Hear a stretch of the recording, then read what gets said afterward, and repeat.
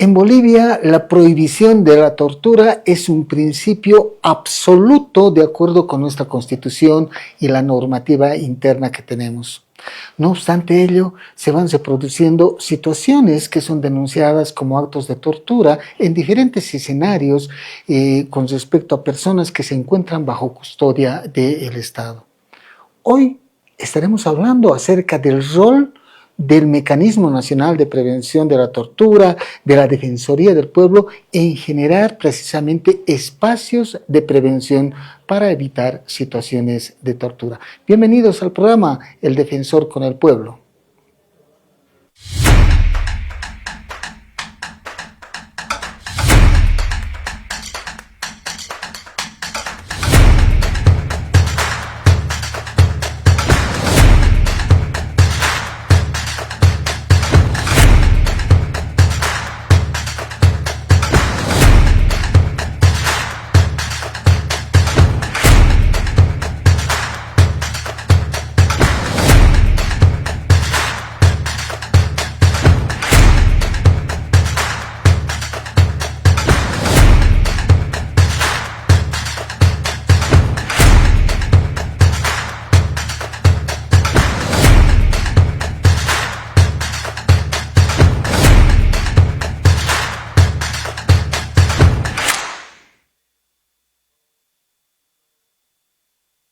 ¿Qué tal amigas? ¿Qué tal amigos? Es una alegría estar nuevamente en contacto con ustedes a través del programa El Defensor con el Pueblo. Hoy estaremos tocando un tema muy importante, trascendental, vinculado al rol que tiene el Mecanismo Nacional de Prevención de la Tortura, el rol que tiene la Defensoría del Pueblo, el rol que tiene la sociedad civil también en generar espacios de prevención para evitar la ocurrencia de hechos de tortura.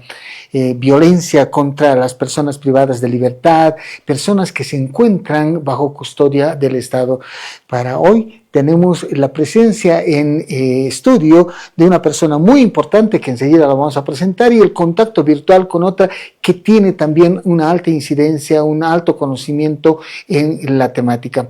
Antes de ir a la parte del diálogo, vayamos al recuento de las actividades realizadas por la Defensoría del Pueblo en los últimos días.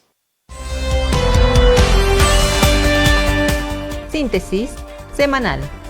En el marco de la primera visita carcelaria de la gestión, la Delegación Defensorial de Oruro desplegó mesas móviles de atención en los centros penitenciarios de San Pedro y La Merced. Esta intervención permitió recolectar quejas de manera directa y brindar orientación jurídica personalizada a las personas privadas de libertad. En el marco del servicio al pueblo, se realizaron acciones ante el conocimiento de que un grupo de personas integrantes de una OTP en el municipio de Concepción estaría intentando excluir del proyecto de vivienda social a una persona adulta mayor con afectaciones en su salud. Considerando la situación de vulnerabilidad del adulto mayor, se realizó la intervención ante la Agencia Estatal de Vivienda, a fin de que se tome en cuenta su condición jurídico-social y el estado de vulnerabilidad del peticionario. En La Paz, la Defensoría del Pueblo socializa el informe defensorial sobre la Ley 348 y coordina acciones para la revisión de casos. En la reunión se abordaron temas relacionados a la situación jurídica de privados de libertad y el estado de salud en el que se encuentran, además de solicitudes de seguimiento y análisis de procesos. En Yacuiba, la Defensoría del Pueblo precauteló la repatriación de mujeres víctimas de trata de personas. El operativo coordinado interinstitucionalmente permitió el retorno seguro de las afectadas. Defensoría del Pueblo pide informe por deficiencias en la atención a personas con discapacidad en el departamento de Chuquisaca. La Delegación Defensorial Departamental de Chuquisaca se encuentra en este momento realizando una verificación a los ambientes destinados al equipo de calificación dependiente del CEDES.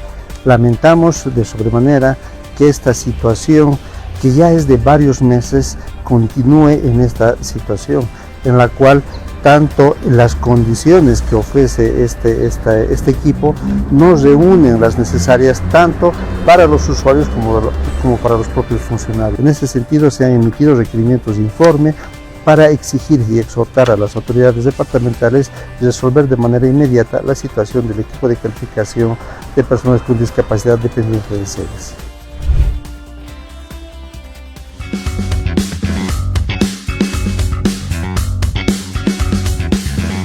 Ahora, Vamos al diálogo. Muy bien, retornamos a estudios. Vamos a iniciar ahora esta etapa del programa denominada Diálogo. Para eso estamos en presencia de Carla Achá, que es parte del Instituto de Terapia e Investigación sobre Secuelas de la Tortura y la Violencia del Estado, más conocido como ITI, así en forma resumida. Y pues ella tiene un amplísimo conocimiento sobre la temática, es encargada del área de formación del ITI y tiene un contacto permanente con diferentes actores sociales, pero también institucionales, que tienen que ver justamente con la custodia de personas bajo el poder del Estado en recintos justamente que se encuentran como dependencias del Estado. Carla, muchísimas gracias por estar presentes, compartir con la población estas reflexiones. Gracias por la invitación. Importante espacio para hablar de este tema que recientemente ha surgido, ¿no? Poco para ir contextualizando, decíamos, Bolivia tiene efectivamente instrumentos normativos como la Constitución, pero también es parte de convenios internacionales que pues van apuntando a la proscripción, a la prohibición de situaciones de tortura. En términos así muy puntuales, ¿cómo definiríamos tortura, tratos crueles, inhumanos, degradantes? ¿Cómo podríamos transmitir esa idea a la población? Muy bien. Bueno, la definición de tortura es bastante técnica, ¿no? Pero en la forma más sencilla es cuando se realizan actos que son voluntarios, ¿no? Tienen una intencionalidad la tortura, eso hay que señalar.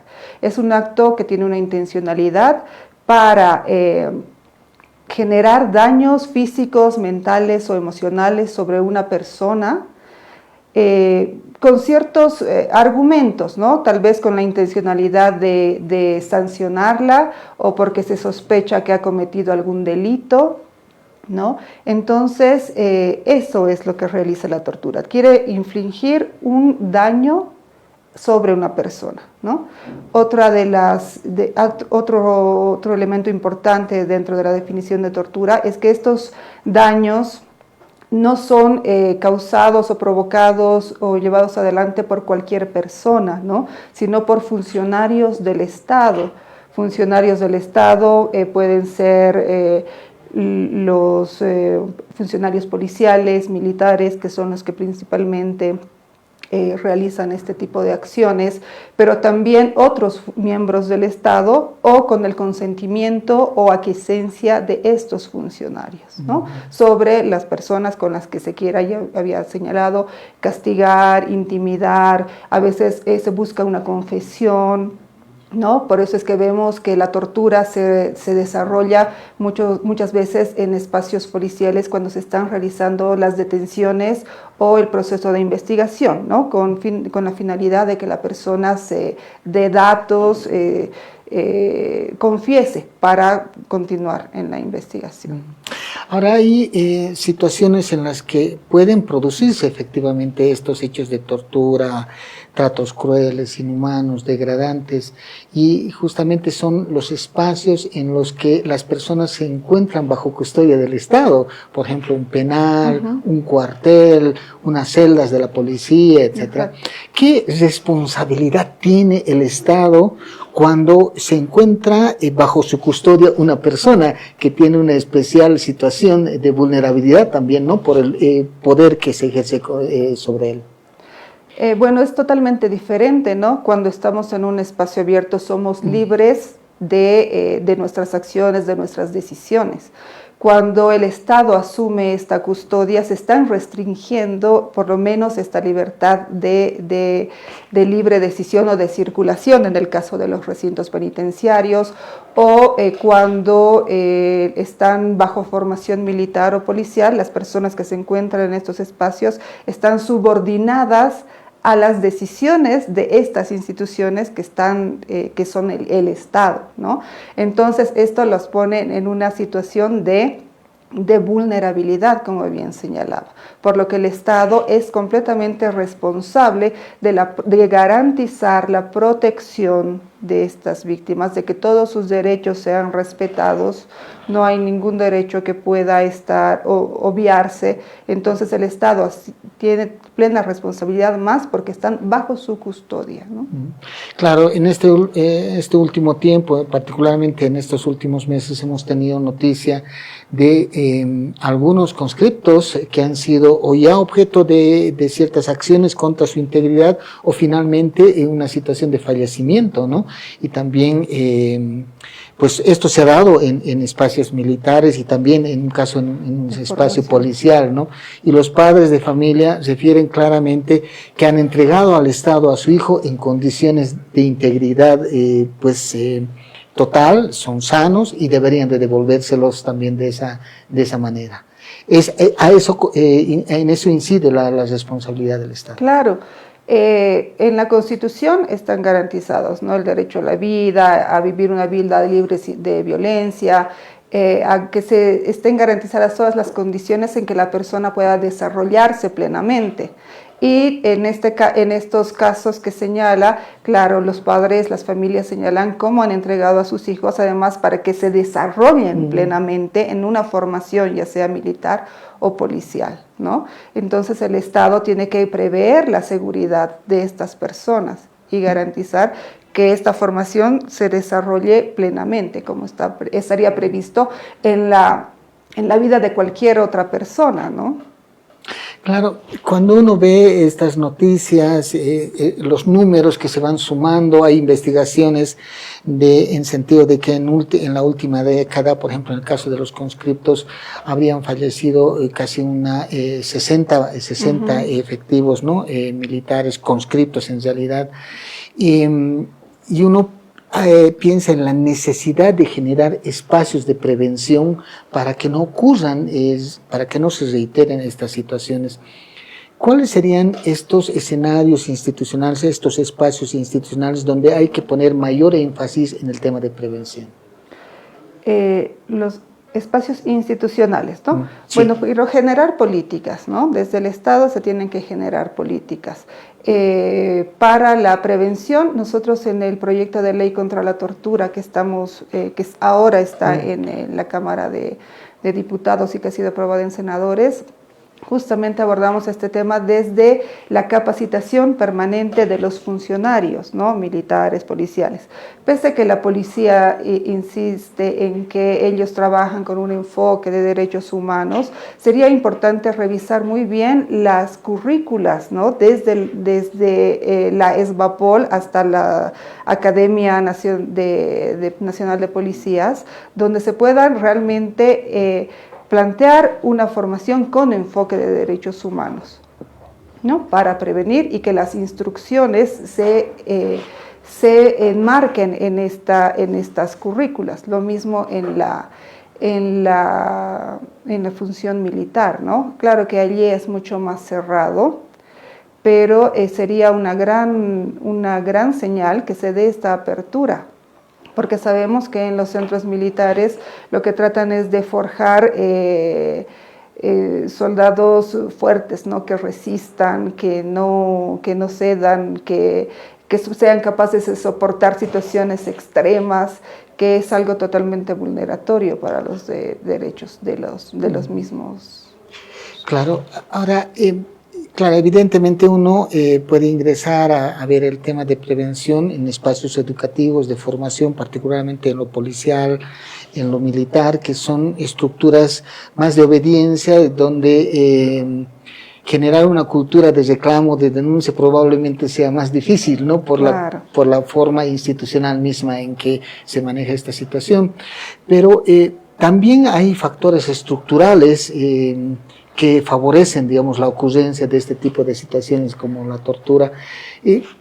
¿Qué identificarías, Carla, como parte de estos factores? Bueno, en el caso de los centros penitenciarios, por ejemplo, algo que influye mucho es el hacinamiento, ¿no? Y en el caso de los recintos militares es lo cerrado de esa estructura, por ejemplo, que no se puede acceder, ¿no? Que es algo que se desarrolla ahí entre las cuatro paredes y no se puede acceder a estos espacios. Por eso un paso importante que ha dado el Estado es justamente la creación del Mecanismo Nacional de Prevención, ¿no? Que le da la posibilidad de poder ingresar a estos espacios, visibilizar el trato que están recibiendo las personas que se encuentran en estos centros de custodia. Entonces, ese sí es un paso importante, ¿no? Que se haya la creación del Mecanismo Nacional de Prevención con el que ya contamos ahora y que sabemos que todavía continúa luchando para que recibir este reconocimiento y que no se le dificulte o no se le niegue el ingreso a estos espacios, ¿no?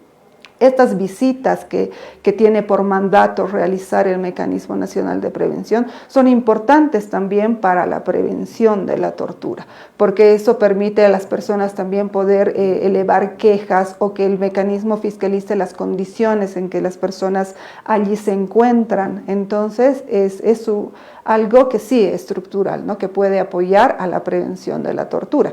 También están los procesos de investigación de estos hechos, ¿no? Que no ocurra, que no se den más casos de impunidad. Por ejemplo, en la jurisprudencia de la Corte Interamericana de Derechos Humanos señala esto, ¿no? Que todos los casos por muertes en recintos militares o policiales o en centros en custodia, en este caso tal vez en recintos militares, no se investiguen dentro del fuero militar, sino dentro de la vía ordinaria, que es lo que corresponde, ¿no?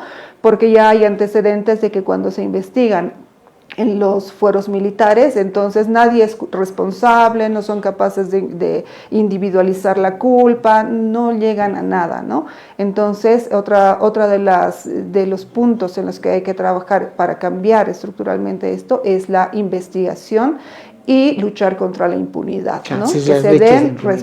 Que se encuentren a los responsables, porque eso permite, además de individualizar a los verdaderos responsables, poder atender la necesidad de justicia que buscan las familias de las personas que han fallecido en estas condiciones, ¿no? Sí, ahí coincido contigo, Carla, porque el tema de la función del MNP en su rol de visitas, ¿no es cierto?, es muy importante en la labor preventiva. Nosotros la anterior semana hemos tenido un incidente justamente en el aeropuerto de Virubiru, en Santa Cruz, porque se ha tenido a través del personal del MNP dificultades de ingreso al área de no admitidos, ¿no? Y esto impide no solamente la funcionalidad de la institución, sino también el ejercicio de los derechos que toda persona tiene de contar con asistencia justamente de mecanismos, de instancias como esta que nosotros tenemos a través del MNP. Estamos en contacto también con Alison Fuentes, que ella es analista en derechos humanos, experta en atención psicosocial especializada. Muchísimas gracias por estar en contacto con nosotros, Alison. Muy buenos días, muchísimas gracias a ustedes por la invitación. Gracias. Alison, ¿cuál sería la estrategia para reducir o finalmente mitigar estos hechos de violencia que ocurren en ciertos espacios, particularmente como espacios militares o policiales, que en este último tiempo hemos tenido alguna noticia que ha impactado a la sociedad boliviana? Bueno, lo primero, pensando como psicóloga, es la implementación de programas obligatorios de salud mental que contemplen evaluación psicológica periódica, ¿no? Sobre todo en los institutos de formación. Esta detección temprana del estrés y conductas agresivas, ¿no? Esta capacitación continua en regulación emocional, el manejo del estrés y resolución pacífica de conflictos, es necesaria porque el personal tiene una formación expuesta a altos niveles de depresión, que sin un adecuado manejo de estas emociones pueden derivar en conductas agresivas, ¿no? Violentas.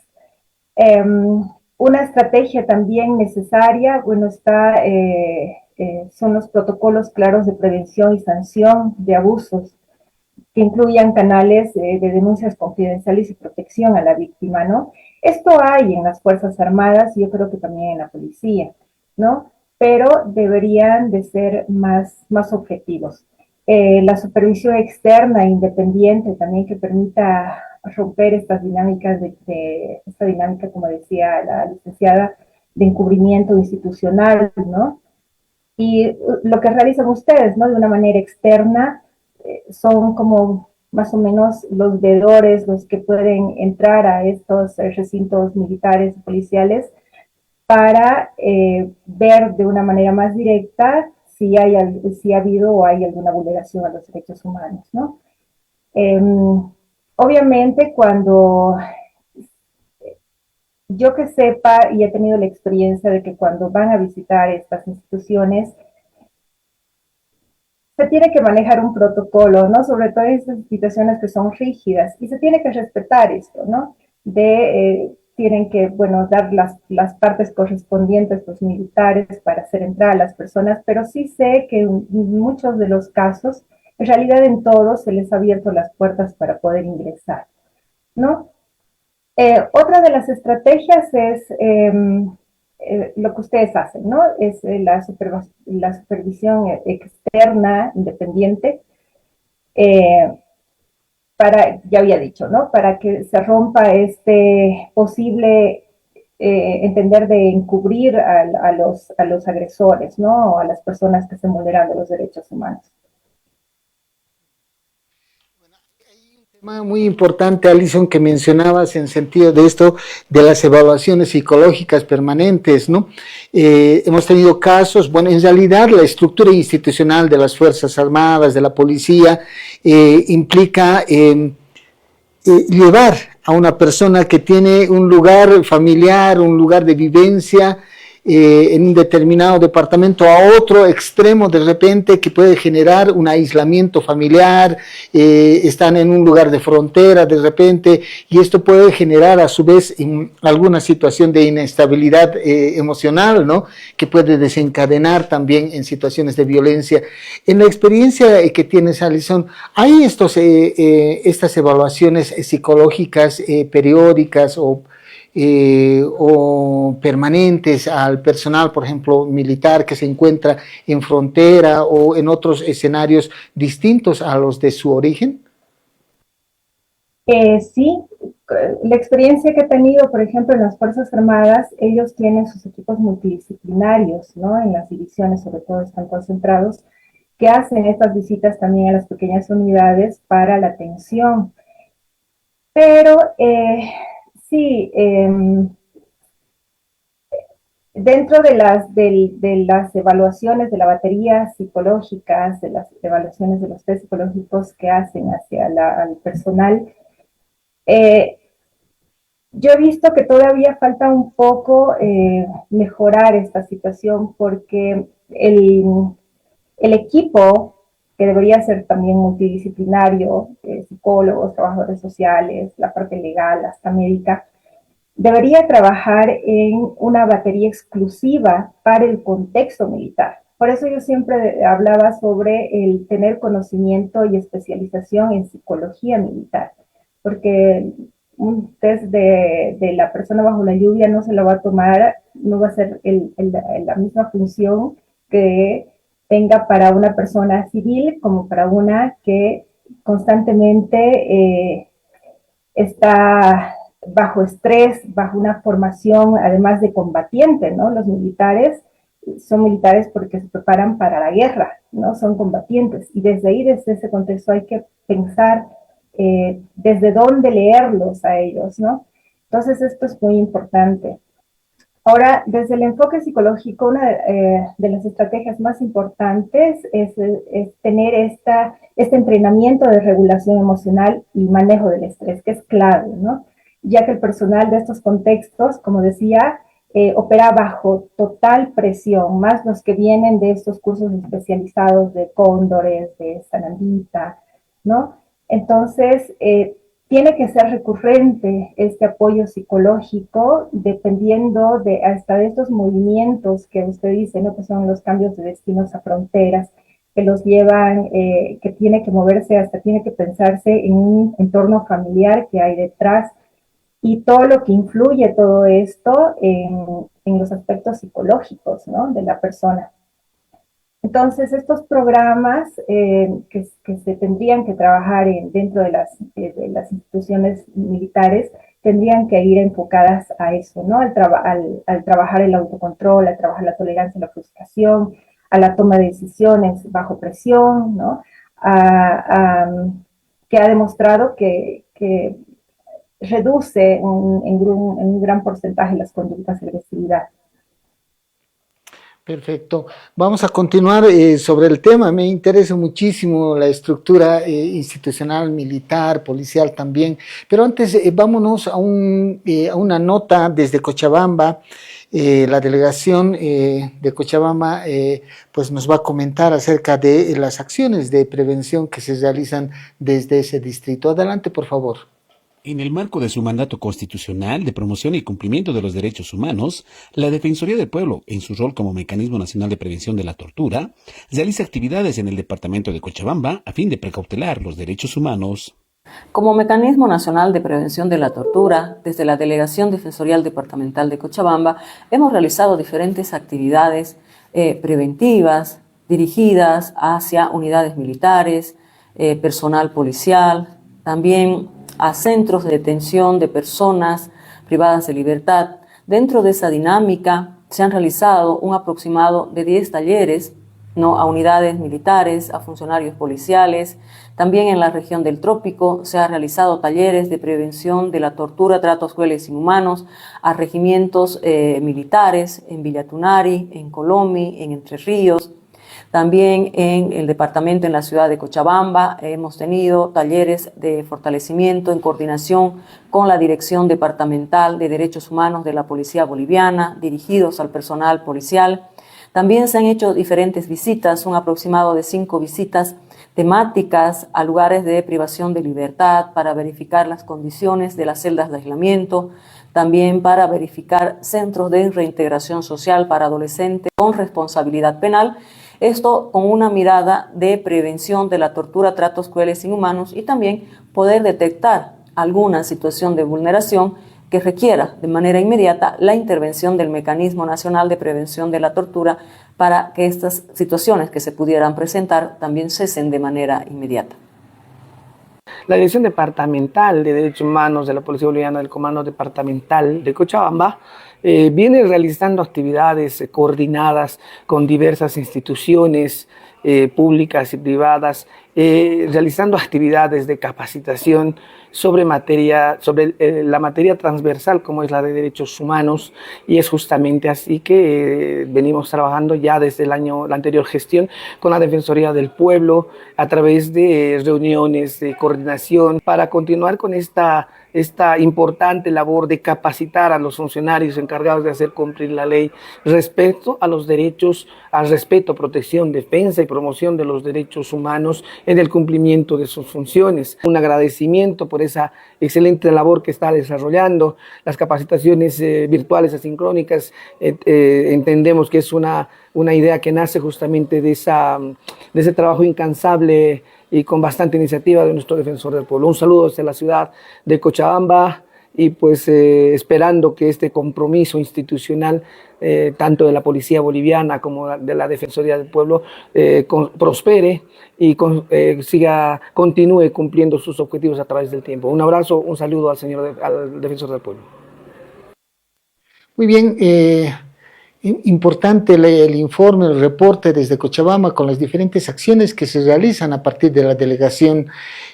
Carla, ¿por qué no se denuncia generalmente estos hechos de violencia y por qué son muy pocos los casos también que han culminado en procesos con sentencia? Básicamente ninguno, ¿no? ¿Cómo ves tú este fenómeno que justamente está destinado a tener una labor de prevención a través del cierre de esa brecha de impunidad?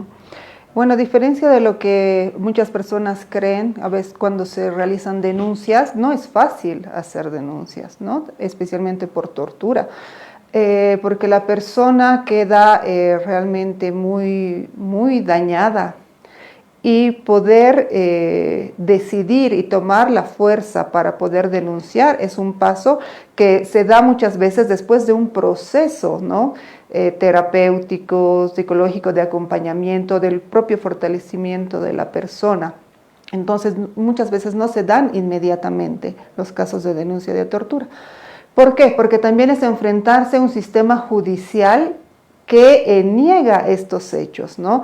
Las investigaciones siempre van entorpeciéndose. Enfrentarse al sistema de justicia representa no solo costos económicos, sino emocionales. Las víctimas son muchas veces revictimizadas nuevamente. Entonces, no es fácil poder entrar a este sistema judicial en la búsqueda de justicia. Nosotros hemos atendido un caso, justamente el caso del subteniente Poma, claro, ¿no? Que ha sido la defensoría en aquella época que ha tomado el caso y ha impulsado la investigación del hecho. Pero aquí, por ejemplo, es el padre que realmente tenía una convicción de búsqueda de justicia, que desde el 2011 hasta la fecha él continuaba en la búsqueda de justicia. Lastimosamente el señor Poma ha fallecido recientemente, pero hasta el momento él no ha encontrado la justicia que estaba buscando, pese a que su caso ha sido sometido a la Comisión Interamericana. En la Comisión Interamericana ha sido revisado y estaba en arbitraje, creo que es con la Procuraduría General del Estado.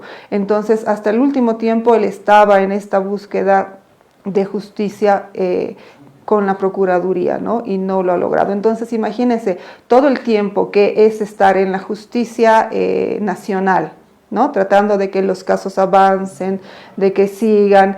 Cuando no se encuentra nada, en muchos de los casos queda de nada. Entonces, cuando ya han terminado con todo el trámite a nivel nacional, pueden acceder a instancias internacionales, y esto representa otro tiempo también, ¿no? Otros 5, 10 años o más, para que puedan tener alguna sentencia si es que llegan a la Corte Interamericana. Entonces es un desgaste realmente que, más allá de lo económico que representa, es algo significativo, es el emocional, ¿no? Y justamente ahí viene la otra pregunta, Carla. ¿Cuál es el impacto que estos hechos de violencia provocan en la familia de las víctimas, ¿no? Y también la confianza o desconfianza que se va construyendo en torno a las instituciones, ¿no? Que están destinadas a resolver estos temas. Es que justamente es eso. En este caso, en este ejemplo que le doy de la familia del subteniente Poma, por ejemplo, el papá ha luchado, e incluso hasta tal vez en algunos momentos en contra de la propia familia, ¿no? Porque es tan desgastante que dicen, ya, lo dejemos aquí, ya no más, ¿no? Dejemos esto en paz. Pero hay una necesidad de encontrar esta justicia que se le ha negado. Entonces él insistía. Entonces, en muchos casos puede haber estos conflictos familiares. Las personas que nosotros hemos visto que denuncian tortura o que han intentado denunciar tortura, son expuestas también a los malos abogados, ¿no? Que se aprovechan de esta situación. Entonces cobran montos elevadísimos y luego nunca hay nada. Las familias se endeudan para poder llevar adelante los procesos, entran en conflictos internos a nivel familiar. Entonces realmente se afecta todo el círculo, ¿no? Familiar. Y en otros casos hasta pueden dedicarse tanto que dejan el trabajo. Entonces afecta también erosionan todo el tejido social de la familia, de la persona, de la víctima. Sí, es muy importante reconocer también esa dimensión, ¿no? De afectación que no solamente va sobre la víctima en sí misma, sino sobre el entorno familiar, ¿no? Que se va dando. Volviendo con Alison, Alison, ¿Qué impacto tiene el tema de la jerarquía, la disciplina, la obediencia al interior de instituciones como la militar para generar este espacio de normalización de la violencia al interior, reitero, de estas instituciones? A ver, es un impacto muy grande, ¿no? Los factores, primero hay principios en estas instituciones fundamentales, ¿no? Propias de su institución, que son los factores de jerarquía, disciplina y obediencia, eh, que obviamente son pilares fundamentales de las instituciones militares, tanto como policiales, ¿no? Sin embargo, cuando no están correctamente reguladas, pueden influir directamente en la normalización de prácticas violentas, ¿no? La ley orgánica de las Fuerzas Armadas, la 1405, establece los límites legales del ejercicio del poder militar, ¿no? Garantizando que la disciplina se ejerza dentro del respeto de la Constitución y a los derechos humanos. Desde el marco normativo, la Constitución del Estado establece que ninguna forma de disciplina debería vulnerar la dignidad humana, ¿no? Y la Convención Interamericana de los Derechos Humanos también reconoce el derecho a la integridad personal, ¿no? Incluso dentro de esas instituciones jerárquicas, ¿no? Como las Fuerzas Armadas y la policía. Un factor en contra sería que la jerarquía, como es rígida, tiende a generar una fuerte asimetría de poder, ¿no? Donde el que es subordinado reduce su capacidad de cuestionamiento, ¿no? Es decir, la obediencia institucional muchas veces puede ser entendida como un cumplimiento que tiene que ser absoluto, ¿no? Incluso frente a órdenes que pueden ser ilegítimas, ¿no? O que pueden causar a alguna conducta de ilegalidad, de delito, ¿no? La disciplina, cuando es mal interpretada, puede ser transformada en un sistema basado en el castigo, ¿no? La humillación o la violencia, bajo la creencia de que estas prácticas forman el carácter, ¿no? Sobre todo, eso es el pensamiento tradicional, ¿no? De la gente que lleva o que va a hacer el servicio militar, que en el cuartel van a forjar el carácter, se van a hacer más hombres, ¿no? Con el tiempo esas conductas dejan de prohibirse o de percibirse como abusivas y pasan a ser vistas como normales, ¿no? Incluso se vuelven como necesarias dentro del proceso de formación. Alison, entonces, ¿es posible garantizar el respeto de los derechos humanos sin alterar la disciplina o el orden institucional al interior de las Fuerzas Armadas o la Policía Boliviana? Yo creo que sí. Sí, claro que sí. A ver, amplíenme un poquito más su pregunta para que yo le a pueda veces responder. se piensa que por lo que tú decías, ¿no? Que por mantener la disciplina, la jerarquía, se tiene la gente que apreciar como algo normal estos castigos, estas situaciones que inciden contra la integridad de las personas, ¿no? Pero viendo desde el enfoque de los derechos humanos, es posible mantener la esencia institucional de disciplina y orden, respetando también los derechos humanos, ¿no? Es decir, que no podamos ingresar a la lógica del castigo como algo natural, ¿no es cierto?, dentro de las instituciones. Es posible la convivencia de los derechos humanos y la no desnaturalización de estas instituciones, particularmente la militar y la policial.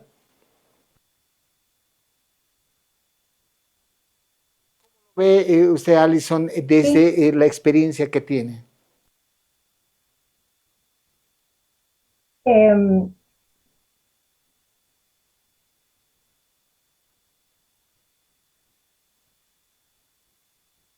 ¿Tiene el audio, por favor? Sí.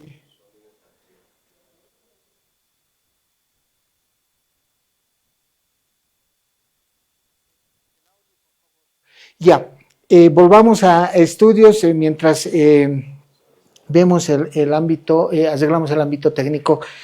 Carla, volviendo un poco al tema de la violencia, ¿qué medidas serían efectivas para prevenir la tortura? Hemos identificado algunos temas estructurales, algunos temas que favorecen la violencia en ciertos entornos institucionales. En ese contexto, ¿qué medidas se podrían adoptar para justamente afirmar prevención y evitar que podamos estar haciendo el recuento de estos hechos de violencia una vez ocurridos? Esto de las visitas periódicas, ¿no? O de tener, ¿no? Porque estas instituciones siempre brindan la posibilidad de ser vistas, ¿no? Revisadas, por ejemplo, como el mecanismo. Lo mismo pasa en los centros penitenciarios. Cuando hay instituciones que están presentes ahí, que denuncian o que visibilizan las situaciones de vulneraciones, yo creo que esto aporta, ¿no? A que se prevengan estos hechos. En el ITI, por ejemplo, siempre hemos tenido una política de denuncia de los hechos de tortura y de violaciones a los derechos humanos, pese a que nos ha traído dificultades a la hora del relacionamiento con las instituciones, con estas instituciones, pero eso ha ayudado a que también estos hechos puedan limitarse, tal vez lo podríamos decir así, ¿no? Lo mismo lo que realiza el mecanismo con los informes regulares que va presentando, visibilizar esta situación, que no son hechos aislados, ¿no? Muchas veces los quieren hacer ver así, como que son hechos aislados, pero no son, se constituyen en prácticas justamente contra las que hay que trabajar. Y desde la perspectiva de sociedad civil, Carla, ¿cómo se puede incidir en la mirada de prevención? Desde la perspectiva de la sociedad civil, siempre se trata de aportar a las falencias que tiene el Estado, ¿no? Al final esa ha sido la función de las organizaciones de la sociedad civil, tratar de apuntalar las deficiencias que el Estado, los aspectos en los que el Estado no puede influir, no puede incidir, por ejemplo, en las capacitaciones hacia los funcionarios de los recintos policiales o recintos penitenciarios, ¿no? En los recintos militares no tanto, siempre son más cerrados. Solo una vez hemos recibido nosotras, o un par de veces, solicitudes de recinto del Ministerio de Defensa para capacitar a funcionarios militares, ¿no? Después sí hay más apertura desde otros espacios del Estado. Pero la función de la sociedad civil también es de fiscalizar, ¿no? Al Estado en el cumplimiento de estas obligaciones que tiene respecto a los derechos humanos de las personas. Entonces, más es una función de apoyar, pero también de fiscalizar. Ahí hay una labor importante, una labor conjunta entre el Mecanismo Nacional de Prevención de la Tortura y sociedad civil, ¿no? Y de ahí tenemos la construcción de estas plataformas, ¿no? que unen ambos emprendimientos. Muy importante es la labor conjunta. Vámonos a un reporte desde Tarija, una nota que también nos habla sobre el tema de acciones de prevención que se realizan en el ámbito. El Mecanismo Nacional de Prevención de la Tortura tiene una misión clara: prevenir la tortura y los malos tratos actuando antes de que ocurran. En este balance desde Tarija, conoce las acciones que el MNP ha desplegado para cumplir con el protocolo facultativo de la ONU y fortalecer la protección de la dignidad humana en la región. La Delegación Departamental de Tarija desarrolla un trabajo constante de verificativos en centros penitenciarios, centros de custodia del Estado y espacios de formación militar y policial. Se trata de una labor técnica, independiente y sistemática. Visitas periódicas, entrevistas reservadas, observación de condiciones de infraestructura, trato y acceso a derechos. Durante el primer trimestre de la gestión, el Mecanismo Nacional de Prevención de la Tortura abarcó a un total de 68 servidores públicos de la policía que custodian centros penitenciarios como también carceletas, llevando información sobre el rol del mecanismo y la prevención de la tortura. El director policial del Centro Penitenciario de Morros Blancos nos hace conocer el impacto de estas acciones. El tema de lo que es los protocolos de seguridad, tanto al ingreso de los nuevos sujetos, ¿no?, que vienen acá en un tema preventivo o a cumplir prácticamente una condena, realizar una nueva verificación, puede ser el tema de lo que es área de infraestructura, el tema de lo que son también los prediarios como tal para los privados de libertad. Así también se ha hecho una coordinación muy detallada y específicamente en lo que es, por ejemplo, la capacitación para el personal policial en materia de derechos humanos. El MNP también acude al área de formación policial y militar. Aproximadamente unos 70 soldados, como también instructores, con la misma temática.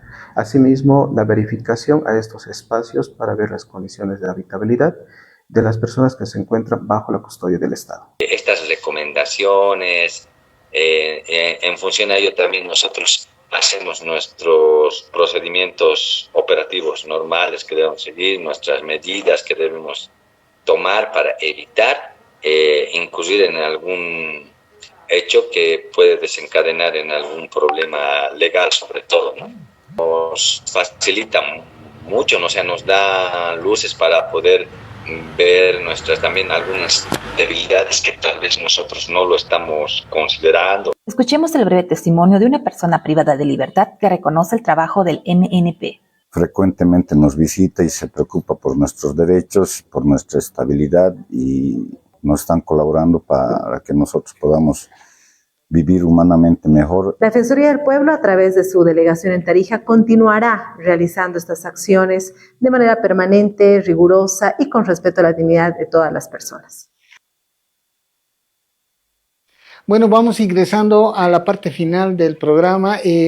No sé si Alison está en contacto, si hemos superado el problema técnico. Muy bien.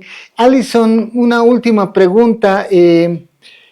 ¿Cómo debería de abordarse la atención de las víctimas de estas situaciones que se generan al interior de las instituciones, ya policial, ya militar? Hemos tenido casos la gestión pasada de violencia contra propios efectivos militares femeninos, por ejemplo en Pando. ¿Cómo debería de atenderse este tipo de casos de víctimas para evitar efectivamente un proceso de revictimización?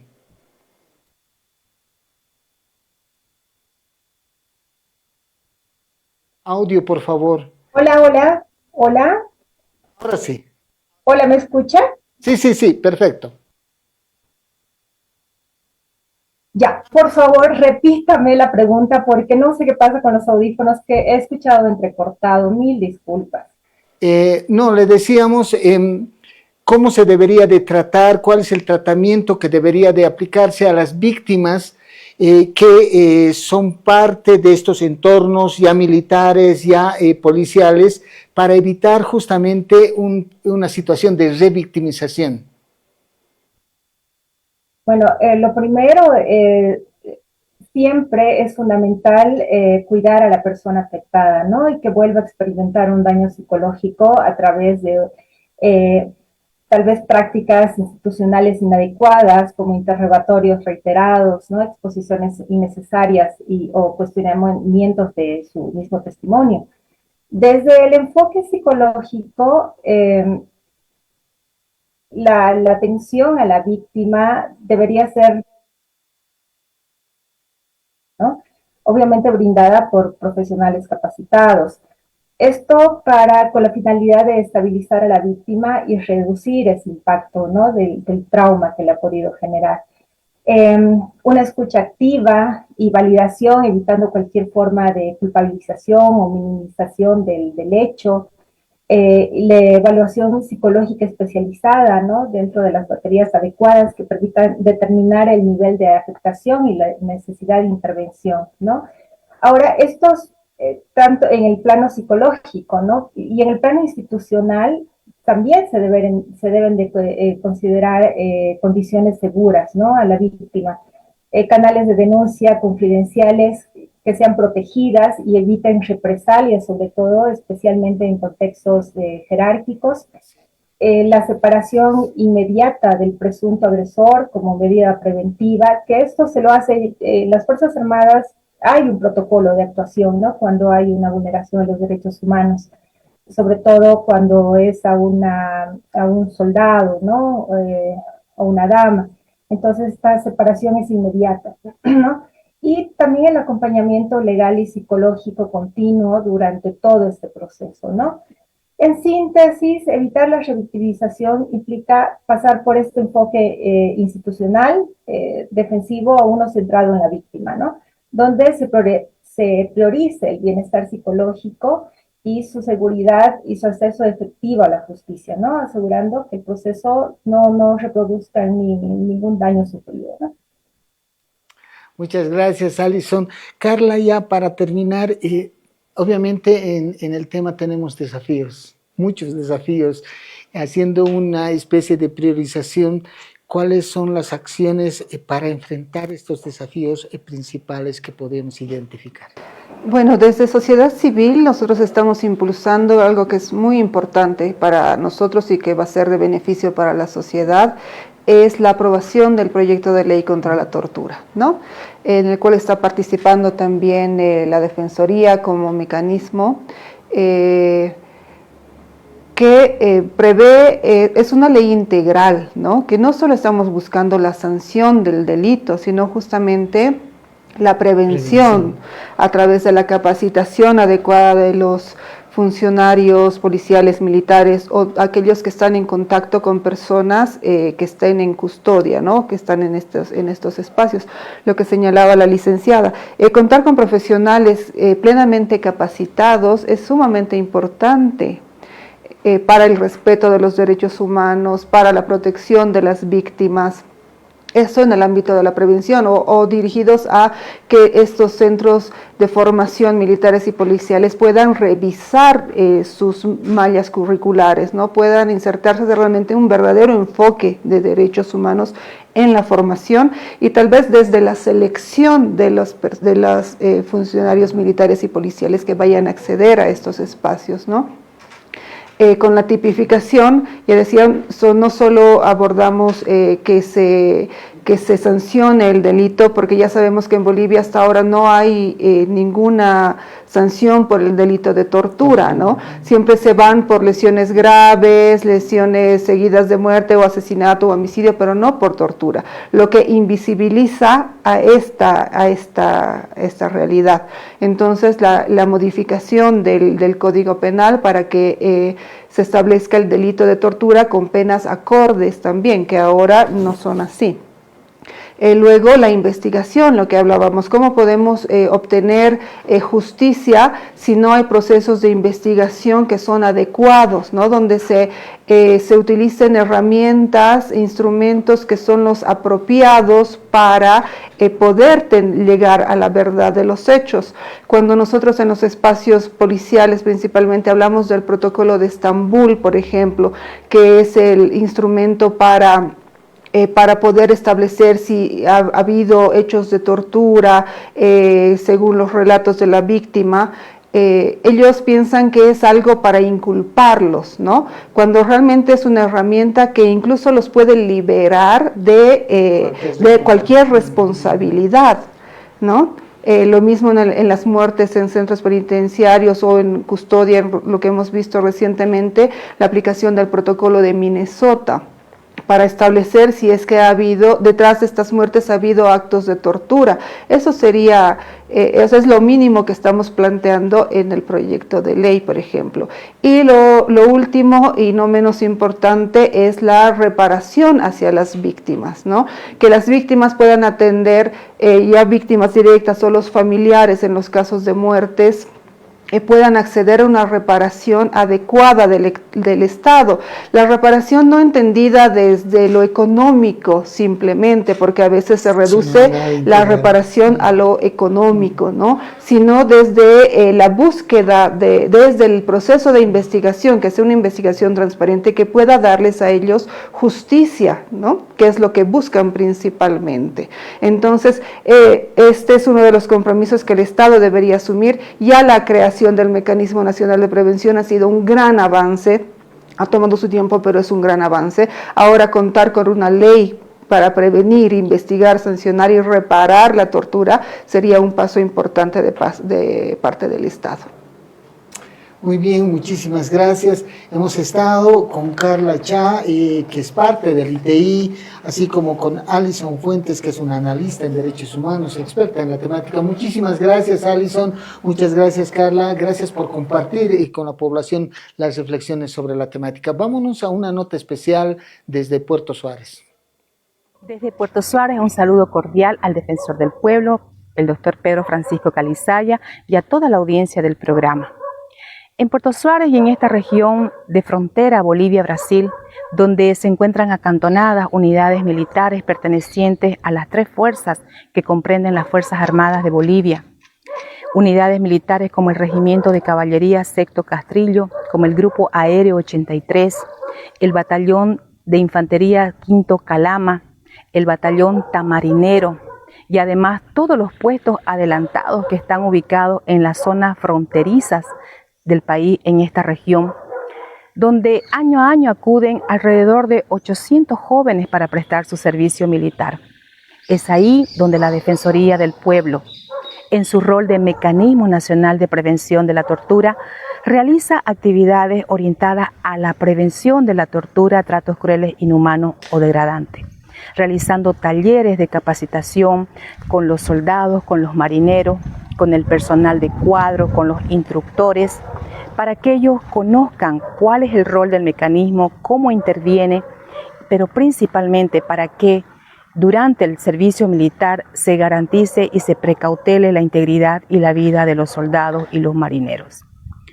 Son jóvenes que están bajo custodia del Estado, por tanto es imperativo que el Estado garantice la vida, la integridad y se prevenga todo tipo de tratos crueles, inhumanos o degradantes. Es así que la Unidad de Coordinación Regional Puerto Suárez continuará realizando estas actividades, continuará cumpliendo el mandato del Mecanismo Nacional de Prevención de la Tortura a través de las acciones de capacitación orientadas a la prevención, pero también a través de las visitas no anunciadas que se realizan a las diferentes unidades militares. De esta manera, creemos firmemente de que a través de las acciones preventivas es posible Bolivia libre de tortura. Porque todas y todos somos defensores del pueblo. Contáctanos a las líneas gratuitas 810-8004 o al WhatsApp 720-0667. Defensoría del Pueblo de Bolivia.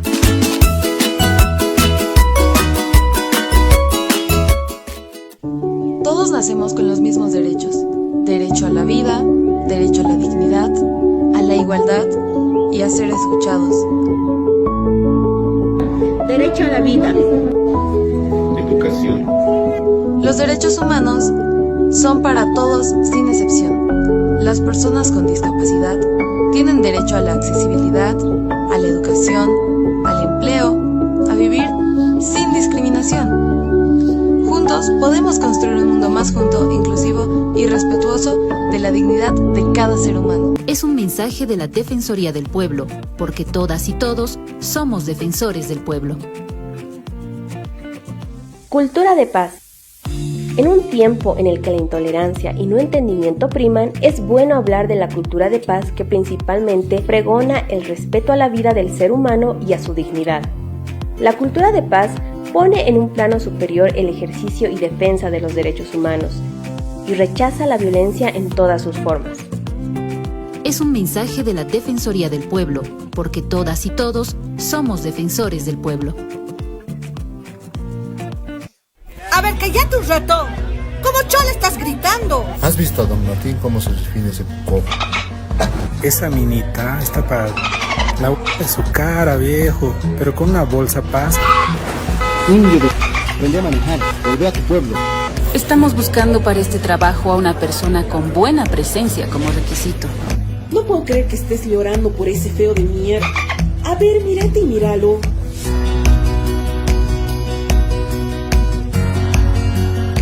Conductas tan simples como incomodarse y quejarse, que nos parecen tan normales de nuestros padres, de nuestros tíos, de nuestros abuelos, son racismo, son discriminación y fallamos en identificarlos porque los normalizamos. Generalmente este tipo de acciones y comportamientos se dan a partir de la familia, es donde se cultiva, digamos, este tipo de pensamientos discriminatorios y racistas. Luego a veces se refuerza en la escuela y posteriormente va creciendo en la interacción que tenemos con nuestra sociedad. Es un mensaje de la Defensoría del Pueblo, porque todas y todos somos defensores del pueblo. Muy bien, volvemos a la parte final del programa. Quiero agradecer profundamente a toda la gente que nos se ha escrito a la línea de WhatsApp 720-06607 y se ha comunicado también a la línea gratuita 810-8004. Pues estamos contestando internamente varios mensajes que ustedes nos han remitido para que pues podamos mantener el relacionamiento, la comunicación y absolver las preguntas que ustedes realizan. Este programa ha sido muy importante, como habíamos indicado al inicio. La Constitución Política del Estado de Bolivia prohíbe toda situación de tortura como un principio absoluto, a lo cual se suma la ratificación de Bolivia de varios convenios que tienen que ver con la lucha contra la tortura. No obstante, en la realidad se van reproduciendo situaciones que lastiman efectivamente la sensibilidad de toda la sociedad a través de la ocurrencia de hechos de violencia, particularmente en espacios militares, policiales, que en este último tiempo, reitero, se han ido reproduciendo. Esto afirma la necesidad de no solamente generar una investigación o una responsabilidad por parte de los actores que hubiesen sido partícipes de estos hechos de violencia, sino la necesidad de generar un espacio efectivo de prevención a través de afirmar las funciones que tienen las instituciones para evitar la ocurrencia de estos hechos.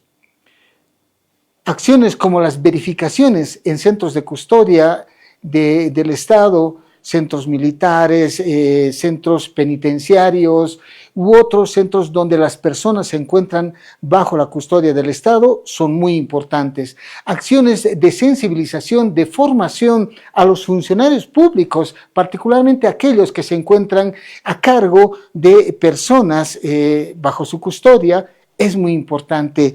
Situaciones como la investigación y sanción para evitar y cerrar las brechas de impunidad también son importantes, y situaciones de generar normativa interna como los protocolos de actuación para la investigación en cada uno de estos casos también son importantes.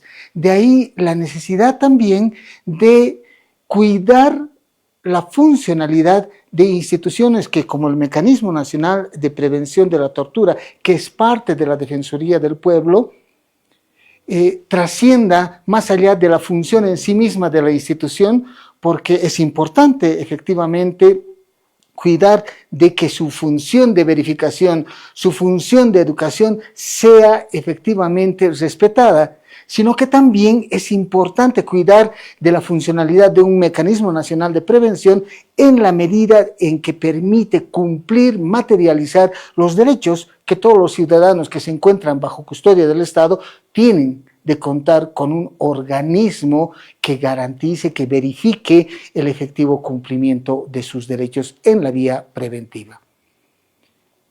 Hay una necesidad de cuidar la función, el rol de un mecanismo nacional de prevención de la tortura y evitar que ésta pueda ser perturbada, perjudicada por cualquier factor que impida, por ejemplo, la función de visita en recintos carcelarios, en recintos militares o en recintos donde las personas, reitero, se encuentran bajo custodia del Estado.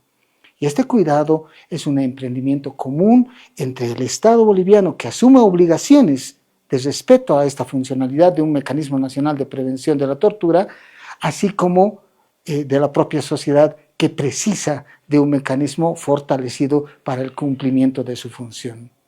Finalmente, todos estamos comprometidos a generar un espacio de prevención de la tortura desde el Estado hasta la sociedad civil, con la exigencia correspondiente al cumplimiento de la normativa que proscribe, que prohíbe cualquier situación de tortura. Hasta una próxima oportunidad con el programa El Defensor con el Pueblo.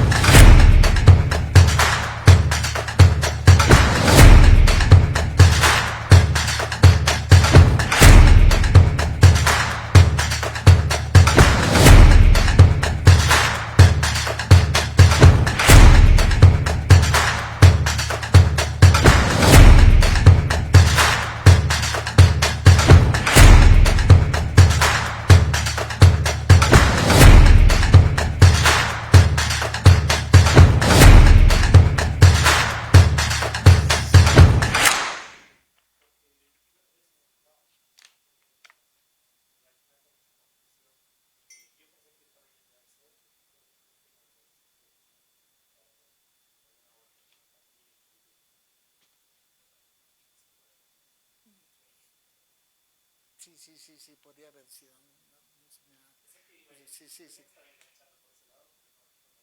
Sí. Sí. ¿Cómo has visto vos, Sama?